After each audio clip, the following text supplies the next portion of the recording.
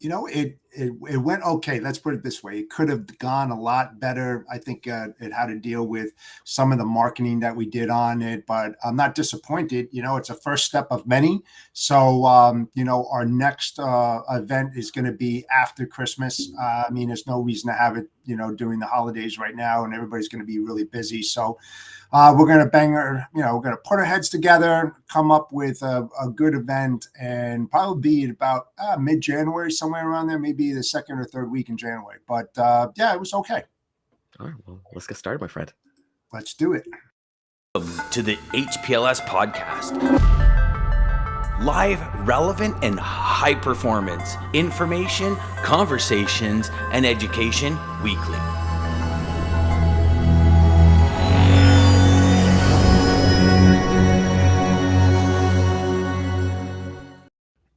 I want to say good morning, Lisa. Always here.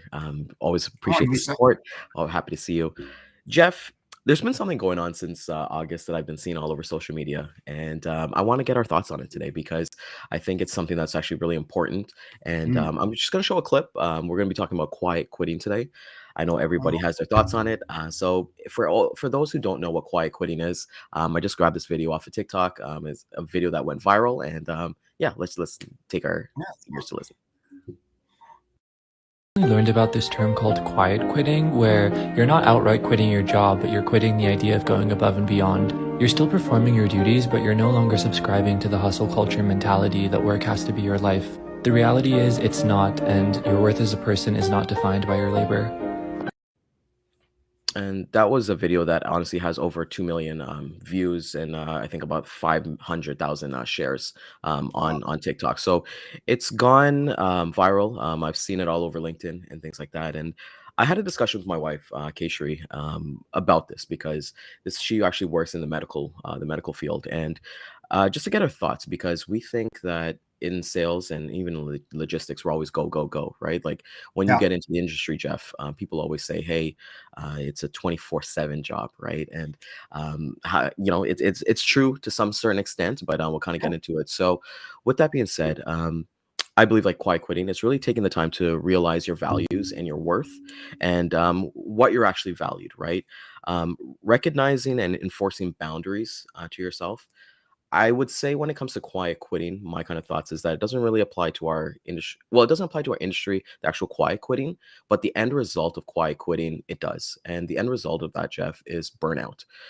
Just basically working yourself way too hard. And, you know, it's also about letting people know how you want to be treated. And I think boundaries are so important because, I'm sorry, Jeff, I love this conversation we're going to have because we both represent two kind of demographics, right? Kind of in terms of like that.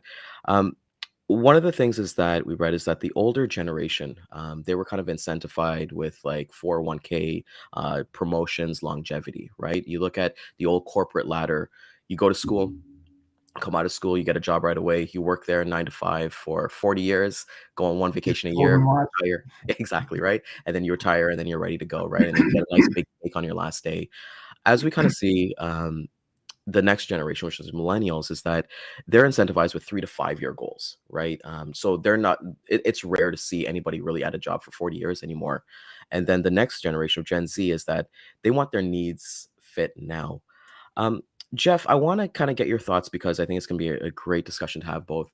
What is quiet quitting to you? And I know we had discussion like soon, but when somebody says quiet quitting, what does that look like to you? I'm going to be honest. I understand it, but I don't understand it. And I say that because, I've read a lot of articles as well over the last several months on this. And I found it quite interesting because in a lot of cases that what I've read, people have been on the job for many, many years. And then they start what slowing down. Let's not call it quiet quitting, but I don't know if they're under supported or what their feelings is, but they don't put the output out that they have in the past. And my question is that why did it take 8 years or 6 years? What about the management of these people and what are they doing? And then all of a sudden they notice it. It's not like it just happened overnight. This is progression. This is stuff that develops over a period of time that puts an individual in that position who makes them feel unwanted, unsupported. They feel like they're in a dead end. I mean, let's face it, the millennials, they don't want to wait for bonuses and raises. And I think a lot of recruiters would agree with me out there that there's more employees, workers out there that are jumping ship really quick. They don't have that loyalty that they used to have. They don't have the patience in their positions. And so they would rather jump ship and take a $10,000 increase in pay than to sit there in that position for a year and then get that review, get that raise, get that bonus. And I see that quite often. And I've had this conversation with a lot of people. So it's a different world out there for sure. But where we used to be ridiculed for job jumping, you heard that all the time, oh, it's on the resume. You had, 8 jobs or 9 jobs, it automatically tells an employer, this guy, this girl, not loyal, they're not going to stay here. So why are we going to put all that effort and time and money into this individual to train them and not going to stay on board? Because it costs a company a lot of money to train them and to put them in that position to be successful. The question I have is what happened after that? What made a person want to quiet quit? That's the key right there. What did they didn't do, or what did they not notice? I mean, it's pretty crazy.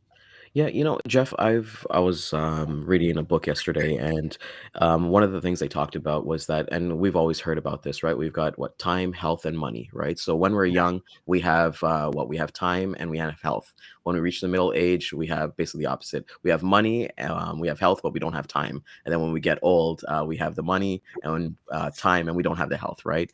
And I think one of the important things, because it's kind of cool to have this discussion, because I know when I worked in the corporate life, I remember Mhm. how it was, and now that I'm thinking about it, I did quiet quit in my corporate life, and the reason is because you get the 2 raises every year, and I'll be honest with you, it was like 25 cents.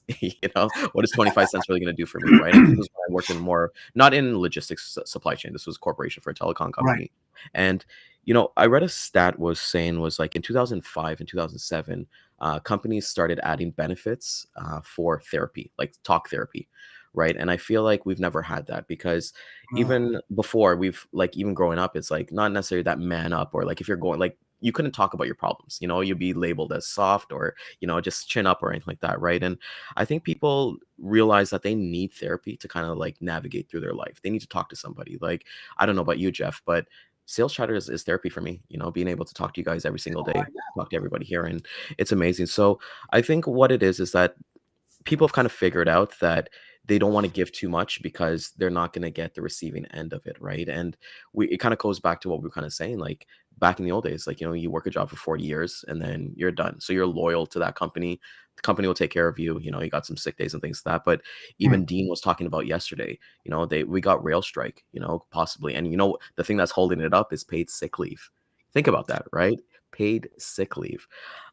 In Ontario right now, anybody who's watching Ontario, we have a huge teacher strike that's actually about to happen tomorrow. The Canadian Union of Public Employees, CUPE, they're asking for a raise because teachers are overworked. mm. We actually read a stat yesterday, is that all the MPs in Ontario, they gave themselves $16,000 raises this year, but they will not give a raise to teachers for $3.25 an hour. you know it's about kind of like being value. And one thing that really irked me too, and why I understand quiet quitting, Jeff, is that during the pandemic, people were chanting how heroes doctors and nurses are, right? Like people are banging pots and pans on the side of the road as they enter work, and all that stuff. And our healthcare is at a collapse right now in Ontario, and nurses are being overworked. Doctors too, they're actually going into cosmetic. A lot of people are actually leaving it, and you can't. I remember some people were like sick, like last week. It's like a 4-hour wait to get into a walk-in clinic, not the hospital, a walk-in clinic for a headache. So Jeff, I kind of, now that we're kind of talking about it, and you had that question about like, hey, what does quiet quitting look like, and why do people do it from there? Um, Do you think the pandemic kind of helped because there was basically almost 2 years of either working from home or there was people not working at all? Do you think that contributed to this kind of what's going on right now? Yeah, I think so on that. But I want to go back to what you were saying about the health and people being labeled soft.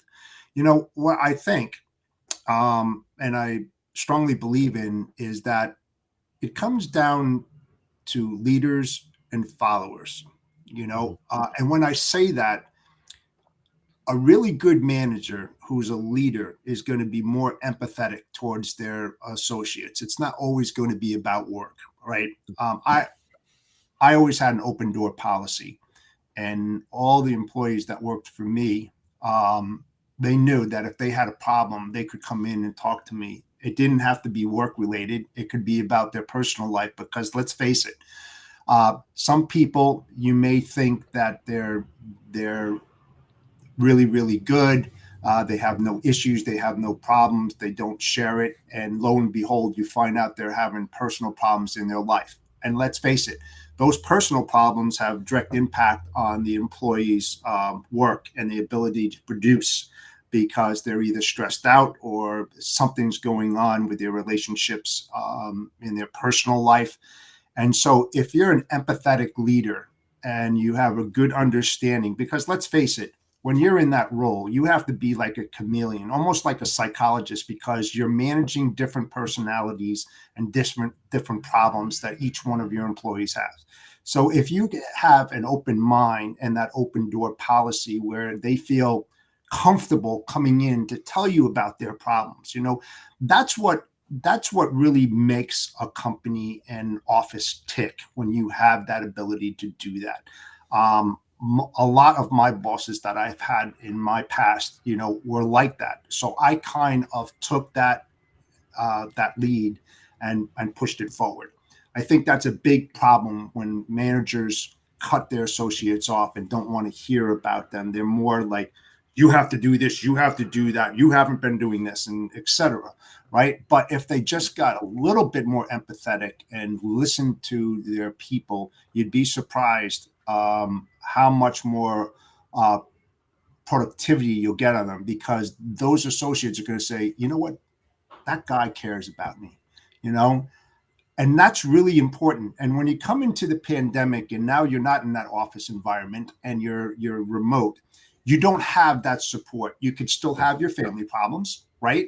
But now those family problems could be magnified 10, 20, 30, 50, 100 times, because you're not pulled out of that environment now going to the office, right? But you're still under the pressure to produce, right? Because now companies got really creative and started creating metrics to understand, where that employee is he hitting those quotas, or whatever. So very, very difficult. But I believe that this goes back before the pandemic. I think quiet quitting has to do with managers quitting on their employees. That's, I think, is a major issue, when they are more about me than my associates, and they should be more about the associates, not themselves. So that's what I think. I love that, Jeff. And DJ actually brings up a great point here. Like, it is exactly what you're saying, is that people quit their bosses and leadership because of two reasons: either lack of inspiration or lack of belief in leadership. There are two exact reasons why he's quit any job or venture in the past. And, I love what you say there, because one of the things that I've kind of noticed is that, when somebody gets promoted to like a manager, Mhm. especially in sales, it's always because of their sales record, right? It's always about, hey, they're in the President's Club, their highest performer. One thing I'll share with you is it's cool, because it's amazing to see, is that my first job, Jeff, I worked at McDonald's. I was 15 years old and I worked at McDonald's, and I worked my butt off till I actually got promoted. I was the youngest manager at that branch. I actually got promoted at age 16. 6 months Nice. in, I got promoted. And here's the thing that brought it in together. When I got promoted, they actually sent me to MIC University. Like MIC University is actually a thing. It's a training thing that you go for 2 weeks, and you're there to learn how to become a manager, how to be person, how to manage people. So, and my biggest thing was that I'm 16 years old and I'm managing people who are almost double my age, and those things that I feel like that's lacking when somebody gets promoted is that they don't go through the necessary steps of like, okay, I was a great salesperson or a great ops person. How do I be a great leader? And I know there's resources and people can do that, but I feel like companies, it should be included in their benefits or like their pay or anything like that, because you've invested in that person to be your manager. So, like you don't promote somebody that you're like, oh, they're going to use this to pat their resume and then leave, right? So people get promoted to stay. So being able to have like that leadership program and then letting them understand, okay, this is how you manage people. Because I know a lot of people, Jeff, say is that, I'm going to lead by example. Even I tried it when I worked at McDonald's. Like, oh no, these guys will see me all working hard. I'll get on the floor, I'll scrape the ground and all that stuff. But at the end of the day, what is that doing? People are just seeing that. But I need to lead by example because I need to manage a whole store. Right. Correct. So like you kind of said, people kind of leave leaders and things like that. Where, like you said, this has kind of been before the pandemic. And have you ever come across anybody, even yourself, but even like a family member or a friend, just venting to you, like, I just don't feel valued, thinking about a change, and, what kind of advice did you give them or did they give you? Yeah, and this is a sad story. When I was at Ford, I had one of my associates. She was always late, constantly, all the time, and we couldn't just like fire her. And I started asking certain questions and everything, and we had to go to arbitration. And it was very, very sad because she was a fantastic employee. But what I was saying before is that she had some personal issues at the home, and her husband didn't want her working, and she wanted to work. And so she was getting pulled in many different directions, and she was misleading me and all this, but I was catching on. And so she went all the way to the end and went through arbitration. At the end, she said, "I'm really, really sorry, but my husband doesn't want me to work. And I love working there and everything." So it was a very tough situation, like that, when you have to go to that extent. But I understood it, and it was a person she had to live with. She didn't have to live with the company she was working there, and she had to face that individual every single day. So when I talk about being empathetic and trying to get on that side of that person and their problems, it's really key.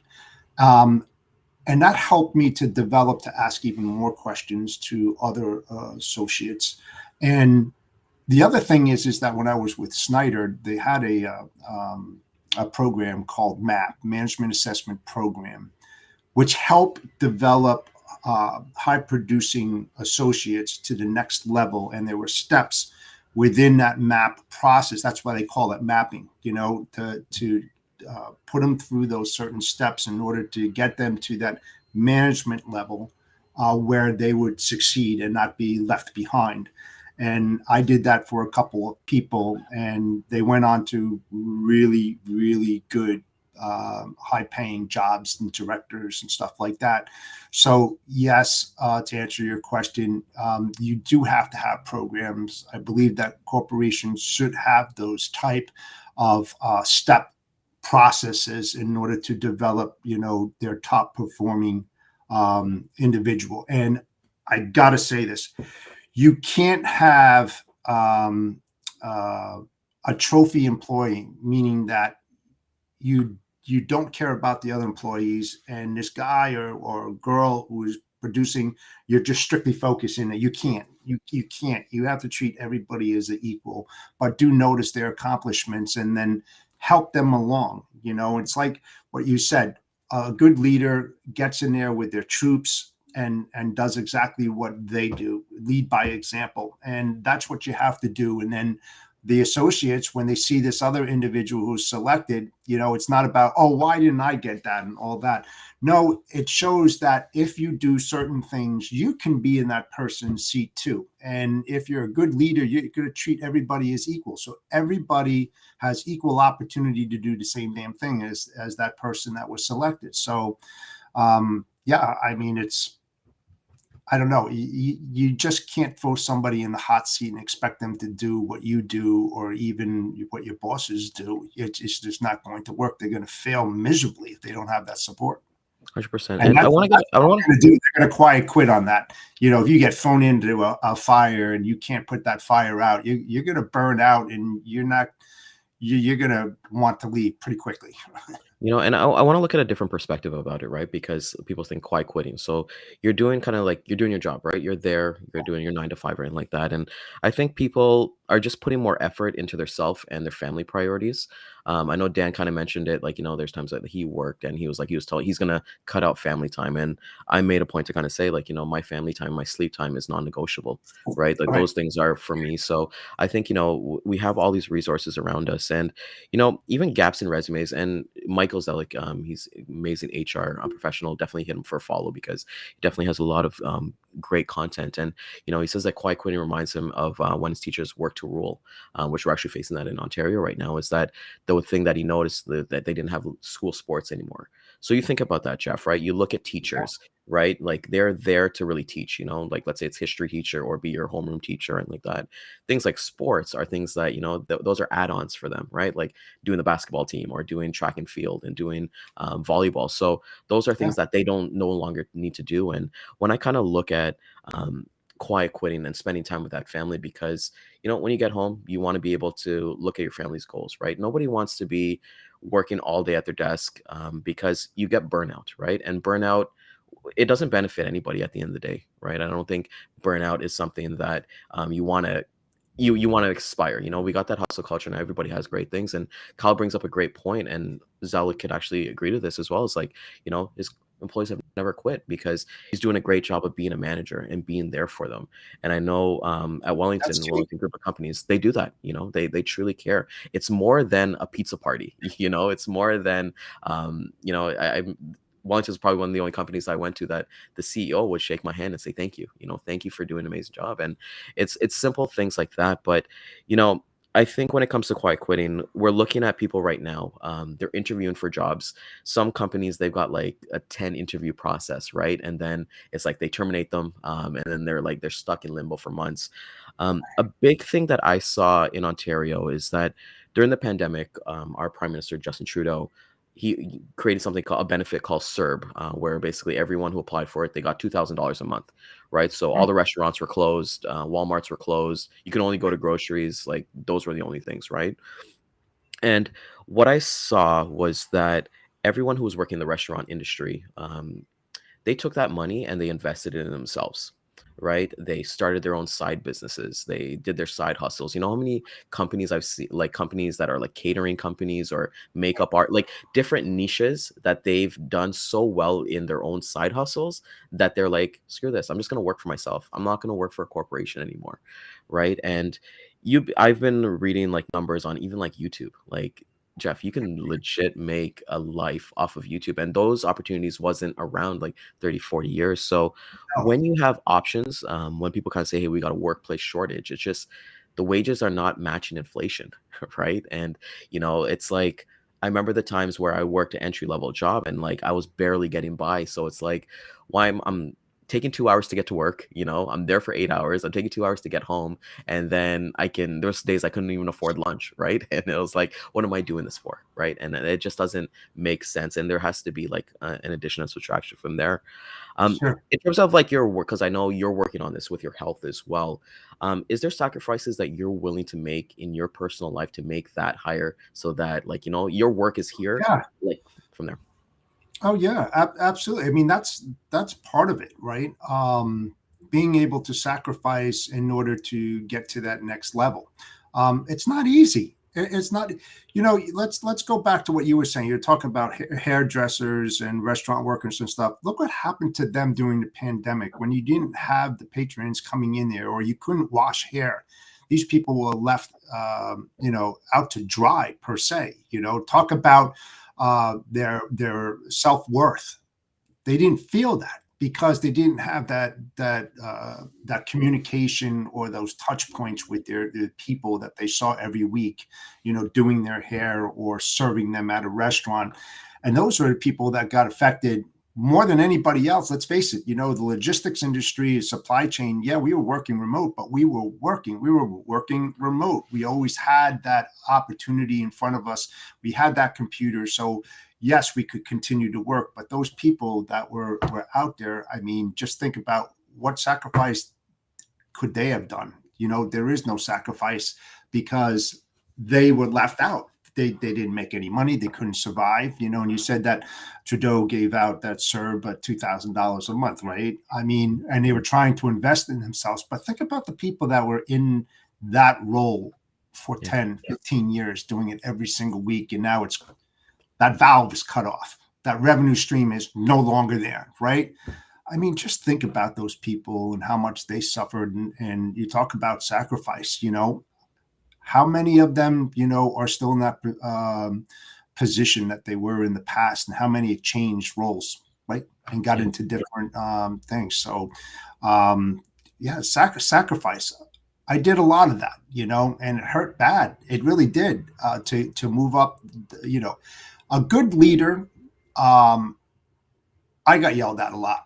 I got ridiculed. I got pulled to the side, and I was thankful for my bosses and the people that I reported to that did that, because they just didn't do that. They cared. They wanted me to succeed, and they took the time out of their lives to spend time with me to make sure that I could go up to the next level. They could have left me out high and dry and just said, "Jeff, you're out of here," and then others, they don't even do that kind of stuff. So that's what I tried to push forward. Like I said in the beginning, man, to take that and mirror that image, because that's what a good leader does. And you talk about the sacrifice. They sacrifice their own position because they should be concentrating on things that they have to do because they report to their boss too, but yet they take the time out to give that personal attention to the associate that's lacking off, and that's why quiet quitting is happening, because I believe strongly that those leaders out there, so-called leaders, aren't doing that. They're not putting that personal attention into their employees. And then what happens is that it manifests over time. And that's when their productivity goes up here, that starts dropping down. They're unwanted. They leave, And I think, Jeff, the thing we have to understand is like this is high performance logistics sales chatter, and not everyone is going to have a company. Not everyone's going to have that go getter spirit, and that's perfectly fine. So just for them Yes. to understand that like work balance and like they are a spoke on the wheel, and not being replaceable. And Damon brings up a great point here. Like entrepreneurship stems out of problems we face in the real world. If you're not finding the solutions at the place that you're working on, maybe create on your own. And it's important to think that, because we do have options now, right? Like, let's say, I know when my dad was working like 20, 25 years as a shipping manager, I couldn't think of him quitting and going somewhere else. There was no LinkedIn, there was no recruiters. Those were the days you look in the newspaper and you look in the classifieds, and who wants to go to an Exactly. unknown? And another part of that too, Jeff, is that the grass is not always greener on the other side, right? And it's where you water it and you kind of build that. But I think just putting importance into your family, I know for myself, taking vacation time, to spending time, Sundays, I wear Apple Watch 6 days a week. Sundays, I leave my Apple Watch and I leave my phone alone, because at the end of the day, it's me time. It's my time. It's my time to reset so that I can come back and crush it Monday to Friday, right? Yeah, got to Um, chisel that time out for sure. you got to choose out the time for yourself, and I think that's what quiet quitting at least means to me, is to the point of like, you're doing the bare minimum, and you're kind of you're prioritizing yourself and your values, and you're making the boundaries that I'm not going to cross this, and we've seen it, right? Like, the people say that you can pick anything in the world, but you can't pick your family, right? And the one thing that we kind of see is like, sometimes you got to set boundaries with your own family, and that's, you can quiet quit your own family as well when you think about it, right? And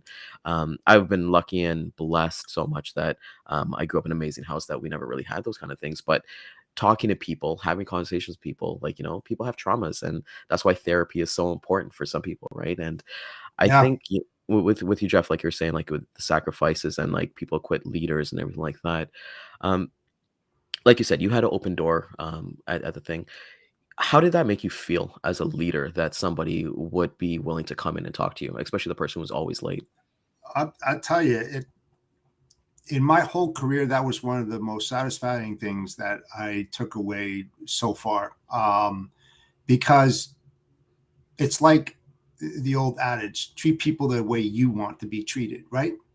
So if you put yourself in that position and say that, reverse it, I can't go and talk to him, man. He's not going to understand. She's not going to understand this. I surely can't discuss this with my family because I don't want to bring them into my work life, and vice versa, right? Mhm. So the thing is that a good leader has to be able to see that, to see that you can't just have tunnel vision. If you're controlling a lot of people in your office and everything, like I said, you have to be a chameleon. You have to be almost like a psychologist and master different personalities. You have to be out there on the floor. You can't just sit in your office and let things happen. You have to be present. You have to listen. You have to be a great listener. And those little things that are said, are those trigger mechanisms, like, what?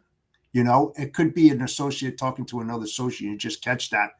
And then that's when you talk to your people and say, hey, listen, just want to let everybody know, I have an open door policy. If anything happens, to come up, don't be afraid to come in. What's said is between you and me. I'm not going to share that. I want you to feel comfortable. That's the empathetic side of a leader. You can't just be strict all the time and expect your subordinates to lead, because remember, you're only as good as the people that are supporting you in your office that you have control of. They fail, you fail. So that's why you have to be a great listener and listening what's happening in that office. And don't be afraid to ask or pry, but be tactful in doing that, to let that associate know that it is okay to talk with you. I think that's the biggest key that's going to shut that valve off on quiet quitting. Support your people, let them know that, that you have a heart that's not all about work, and listen to them and converse with them. Take them out to lunch, take the group out to lunch. Get to know It's them, man. very easy. It's not a hard task. It really It's not. isn't. It's not. And you know what, Jeff? Like, even the word quiet quitting, I feel like it's nothing new. It's just always had different words, right? Like coasting, not being valued. Like, they just had different words for it. And as you're talking, it brings up Milking the job. exactly.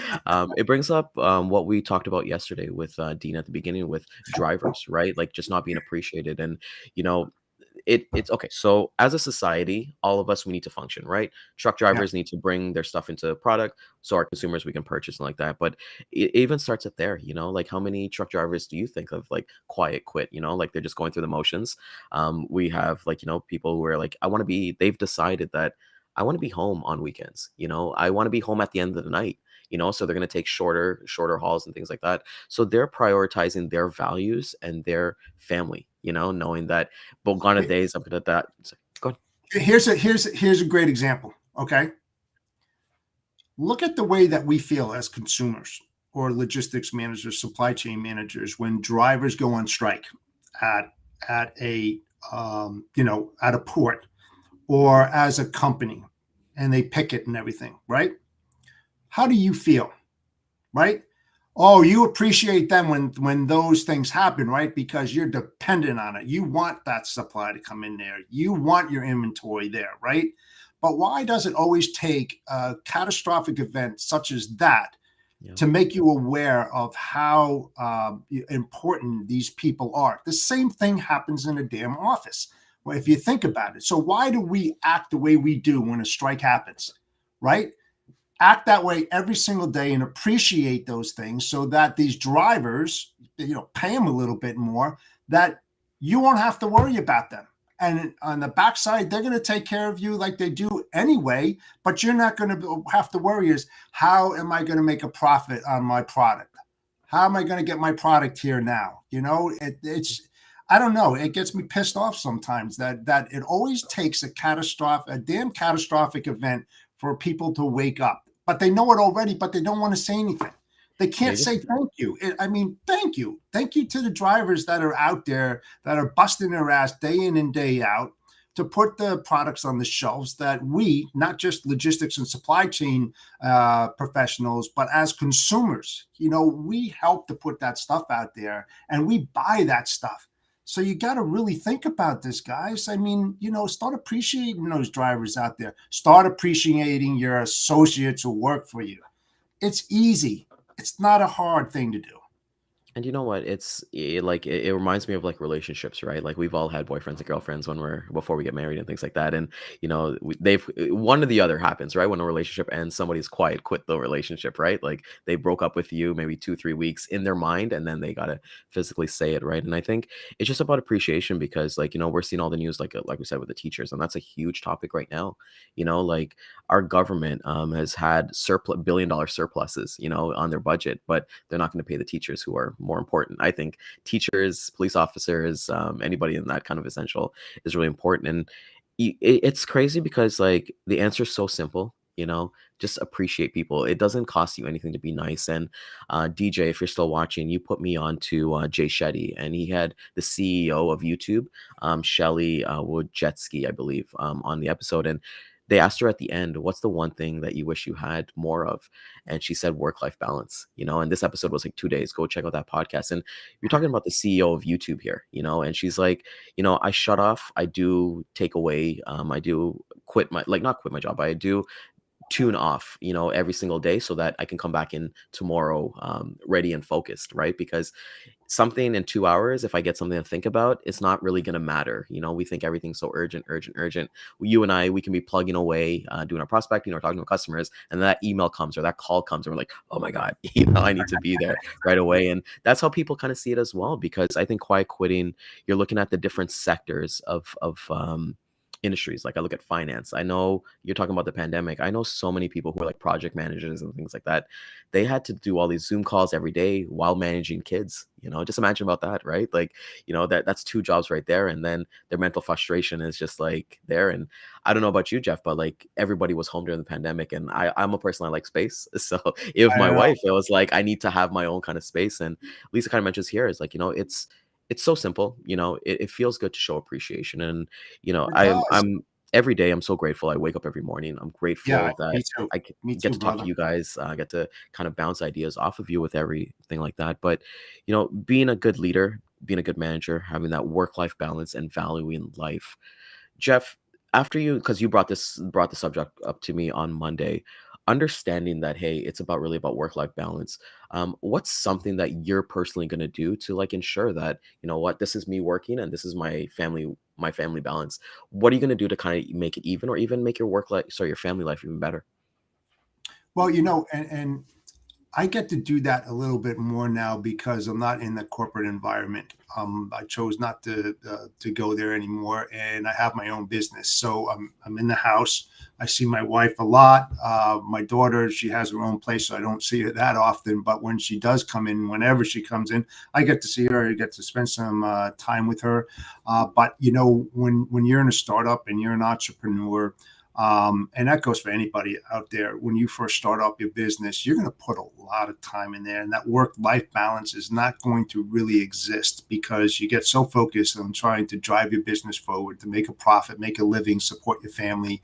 You're going to do whatever you possibly can, and that's where the sacrifice comes in, because it's just not going to happen from osmosis. You get out of it what you put into it.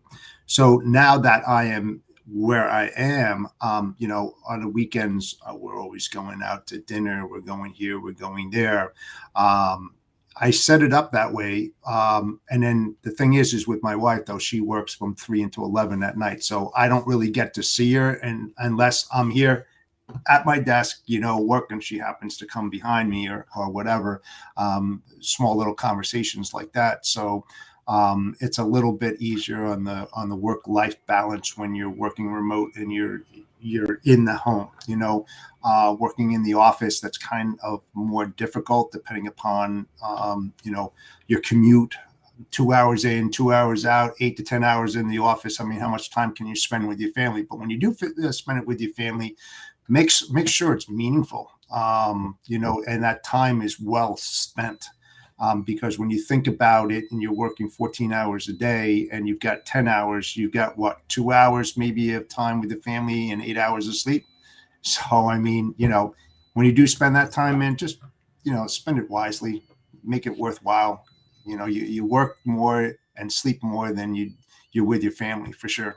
100%. I got a question for you, right? Because when it comes to work, to quiet quitting, it's like, even having hobbies, um, in knowing your family life because of work, and the answer is going to be yes for everybody, but I want to kind of get your opinion on it. Like, have you ever missed like a birthday, a family event, or a anniversary because of work? Oh yeah, and I regret it.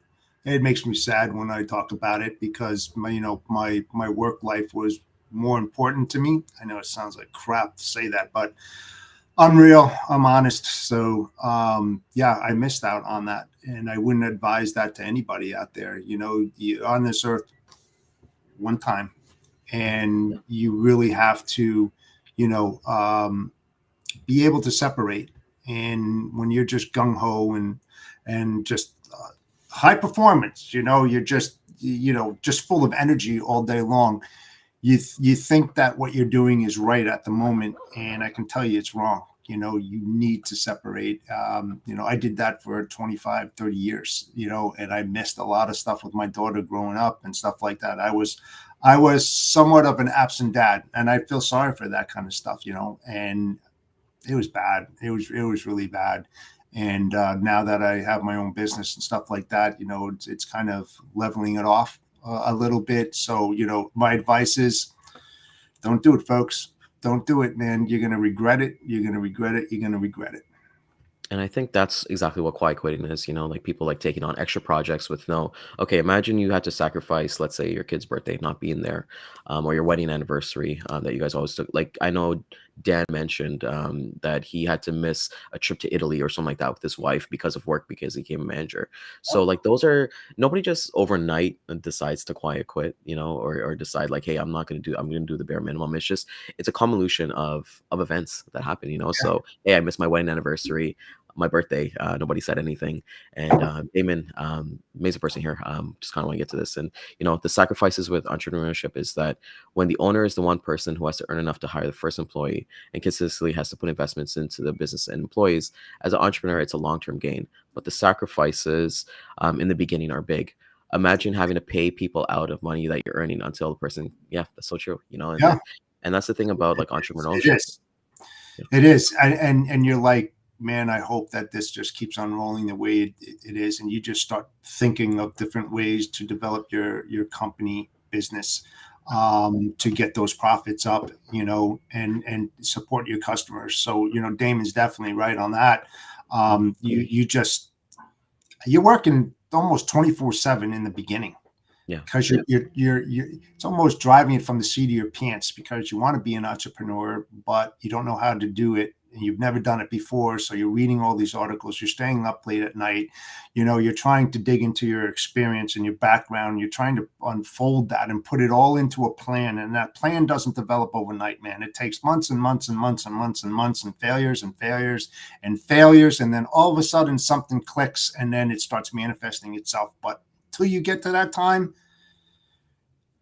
restless nights, sleepless nights, disengagement with the family, full engagement with your company. Because if you don't do that, it's gonna, it's gonna take you much longer to get where you need to go. So yeah, when Damon says that about that huge sacrifice, you bet your sweet ass it is, But the rewards after that, It's amazing. And you know what? That's what I like about this topic because it's not an only entrepreneur. Like everybody's not going to be an entrepreneur. So like I want to no, kind of take it from the perspective of the worker. So imagine like you have a business and then you hire somebody. It's about that yes, person, right? It's that person who's going to make it blossom, right? And yeah, you're talking about all the things that keep you up at night. So you're already stressed. It's the nature of the business, right? So it's like, okay, well, how am I going to take care of Ryan? And making sure that he feels valued enough because all those insecurities that you're showing from starting a business and going through all the motions and all these things, it's like that could be projected onto them. And it's like oh that's why yes, I think leadership training is so like you're trying to run a business, but leadership training is so important because it's about that person feeling valued because I've kind of like learned this, unless you treat people with respect and you're kind and you have that sense of generosity towards them, they'll reciprocate that, right? I don't want to talk to anytime I talk to anybody, I want to get to know who they are. I don't want to get to know who they are as an employee number, right? And at the end of the day, like I like make it a point, like even Marcus when he was on, when he was a janitor, like always be kind to the janitors, and there's a couple social media posts that I've seen, Jeff, is that somebody posts like a picture of like a shopping cart, and like, are you a person who takes a shopping cart back to like Yeah. You the leave it thing, in the middle or of do the you just parking lot. leave it out there, right? And was it you, I think, mentioned yesterday that whatever you do, whatever action you do, it's the next person, it's for the next Yeah. person, in things. So if you don't push that cart back, then that person's Yes. gonna have to do it. Someone's You're car can get wrecked, and it's like, right. See, one of the other hardest things too, Brian, is that as managers, as leaders, we have problems too. And the one thing that you have to refrain from doing is sharing that distress, your personal problems with your associates. That's where a lot of the problems come for the leader, when you need to separate those two. Because let's face it, nobody has a perfect life. But when you project those negativity onto your associates, worst thing that you can ever do, because that productivity is going to go right through the shitter, for sure. And that's where that stress level goes up to that leader, because he's got the pressure of leading his organization, his manager down his throat, his family life. And you really have to be able to absorb that, and then also understand how you can shed those feelings afterwards. That's that me time, that's that balance of life, and of your personal life and your business, because you surely can't share that with your group. You just can't. And vice versa, you can't take all the stress from the work and share it with your family. They don't want to hear that kind of stuff. They don't. and that's what therapy is for, right? Like, again, I find it's better to kind of like A lot of people don't do that. They fail to recognize that they have issues, and they think that they can handle it themselves, that I'll get over this monstrous hill. I know I can do that. And before you know it, I've had a lot of friends where it just absolutely snowballed effect and just manifests itself at a high rate of speed. And you get to that point where there's no turning back, and that's where the issues are going to happen. Well, it's like For they always sure. kind of say, like, you want to go fast, go alone, but if you want to go far, go together, right? And you go with people, and that's the one thing that I've kind of taken away from Quiet Quitting is it's about people, the team. It's not about logos. It's not about what you do or what you say. It's about the people. Not about because- titles. It's not Yeah, about titles. You yeah, talk nobody cares about that, like my father-in-law, who was a major general in the U.S. Army. He was always in his troop, and he always said, you always treat the janitor as you would a CEO, or vice versa, whatever. It's a person. It's an individual. They have feelings just like you. Don't push your ego. Don't make yourself look like you're up here and they're down there. You always say hello to that janitor, and you take the time out of your personal life to have a conversation with that individual. He's no lower, he's no higher than you are. He is a human being. She is a human being. So treat them as such. And no better thing to end off on that, because that's perfect. I want to thank everybody. Thank you so much, Jeff, for coming out this morning. I think it was a very impactful episode, and it's something that I'm going to keep on going back to, because I think we came with some great points. We had some great audience feedback. We're going to be hitting the replays again at 12 p.m. and 3 p.m. Eastern time on YouTube, Instagram, Twitter, Facebook, LinkedIn, and all that stuff. And Jeff, he's quiet quit the podcast. So his internet is quiet quit the podcast. With that being said, thank you so much, everybody. Please like, comment, share it with somebody. I want to thank the audience this morning. Thank you. Been great. And we'll see you guys tomorrow for wins and lessons for the week. Have a great day, guys. Centurion Trucking, our motto is people before profit. Today's market requires more transparency, consistency, and focus on what our clients need to win. Centurion Trucking and American Logistics are poised to help their clients achieve and surpass their targets. If you're looking for a team that honors your needs, dreams, and aspirations, then get a hold of Daman at American Logistics or Centurion Trucking and start designing your career